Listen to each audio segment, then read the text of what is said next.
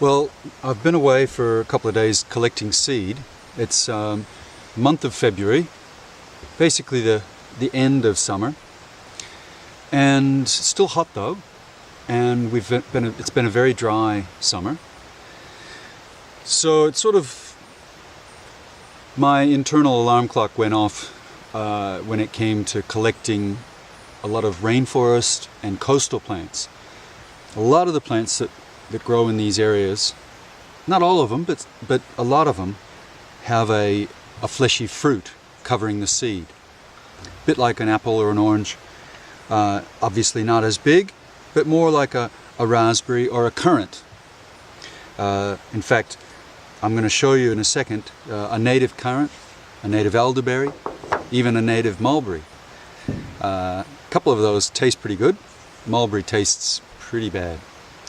But the thing about these fleshy fruited seeds is that to get them, what happens in nature is that they're eaten mostly by birds, mammals, even introduced animals like foxes. And they will then remove the fleshy fruit, the fleshy part of the seed, through the stomach.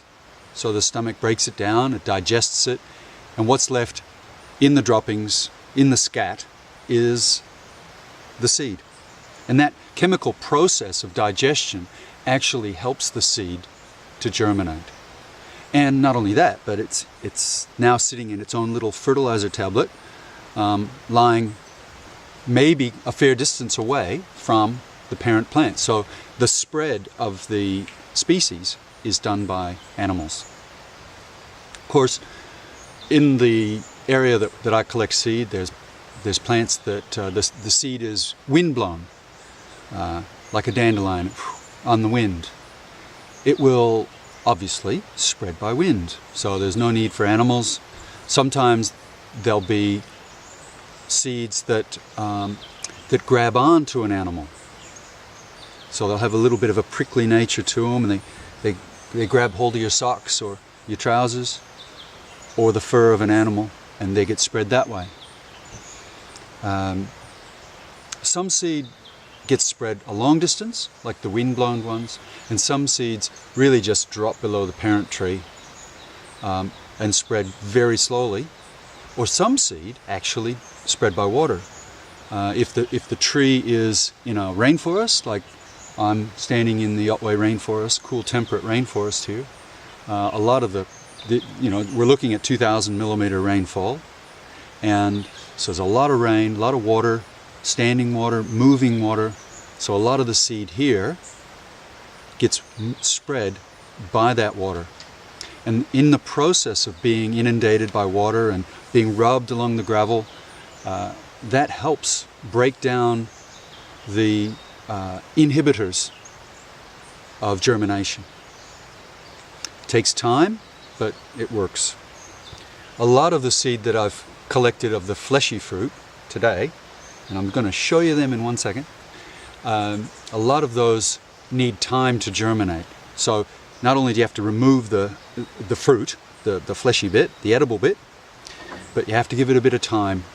Mother Nature, if it falls in the poo of an animal, then it usually waits, and this is going into autumn, it usually waits until early spring or late winter before they start to germinate.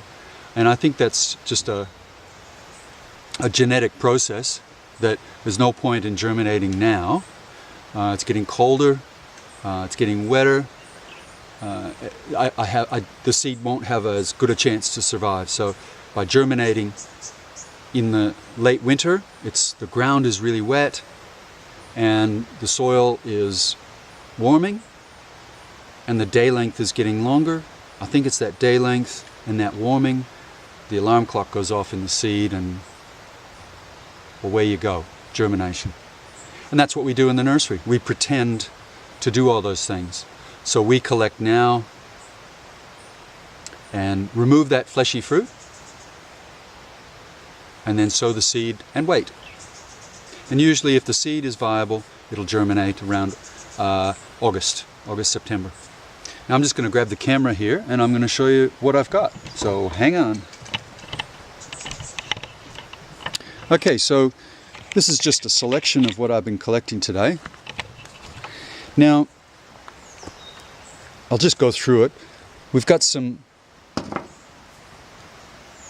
Elixia buxifolia, sea box. Very pretty. Grows right on the sand dunes, right on the coast. Doesn't taste very good to me. We have saltbush, seaberry saltbush. That doesn't taste very good either. And when you collect it, your hands turn very red. This one's pretty edible. This is white elderberry, Sambucus. I'll actually have to give you the full name. Sambucus gaudichariana. It's a beauty. Only a little shrub, and it is related to the European elderberry, Sambucus nigra.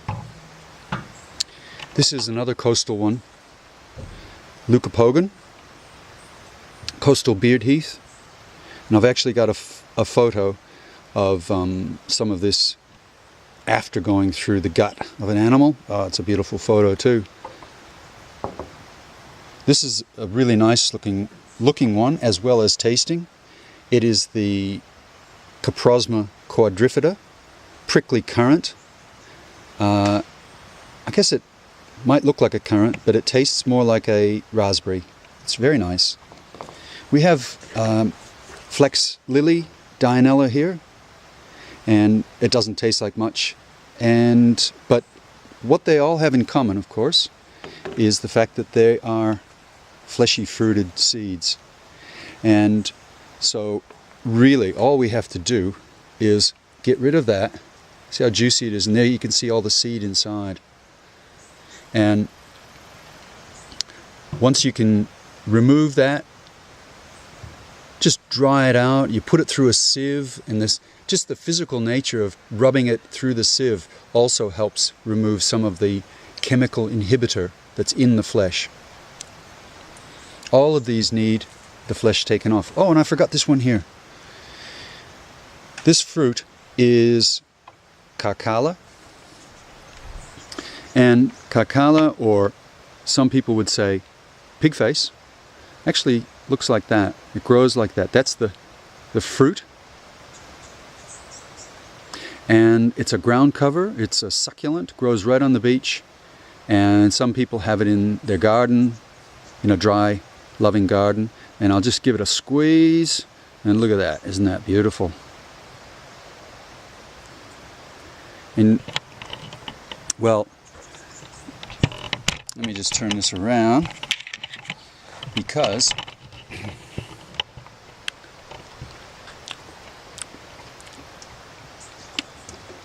it tastes beautiful. It actually, you just squeeze it out, and it's just fully loaded with seeds. And it tastes like apples with a touch of salt. And it's yum. Would go really well with seafood.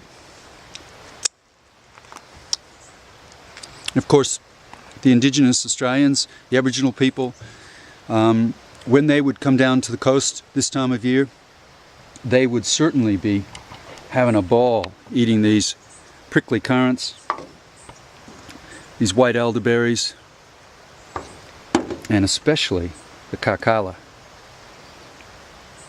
Even the beard heath, that one there, even the beard heath is a beauty to eat.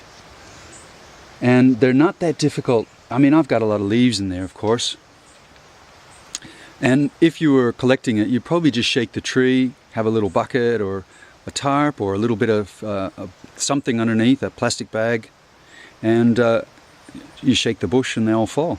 When they're ready, they fall. When they're not ready, they won't fall. Makes sense. So that's it. That's it with fleshy fruited seeds. It's one of those things that you learn these things along the way, and it's trial and error, of course, and sometimes it works and sometimes it doesn't. I guess over the years I've learned how to do it, how not to do it, and of course every year is different.